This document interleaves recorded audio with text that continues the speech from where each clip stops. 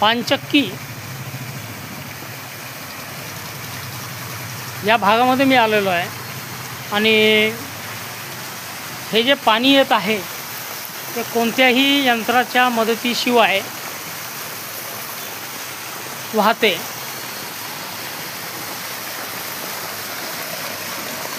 Siphon पद्धतीचा वापर करून या पाण्याचे वहन केले जाते।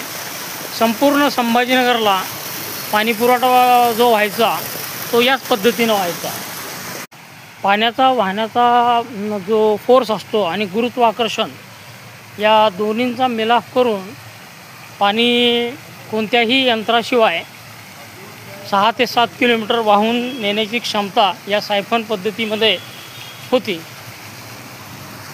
1744 मध्ये या पानचक्कीचं बांधकाम पूर्ण झालं होतं।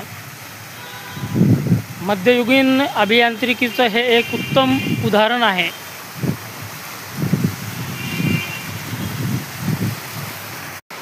ह्याच पानचक्कीच्या शक्तीचा उपयोग करून इथे दळण दळायचे, त्यामुळे याला पानचक्की असं म्हणतात। ते जे फिरतं आहे ना चाक, ती पानचक्की आहे आणि आजूबाजूला जो हौदासारखा प्रकार आहे तिथे ते दळण पडायचं, धान्य त्या वरच्या छिद्रामधून टाकायचं।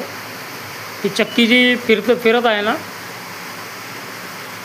ती पानचक्की आहे आणि ही पानचक्की जी फिरत आहे ती पाण्याच्या फोर्समुळे फिरत आहे।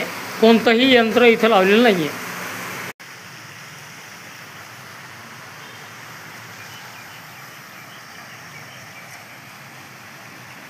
600 वर्षापूर्वीचं झाड इथं आहे। इसवी सन 1400च्या काळातलं हे झाड आहे।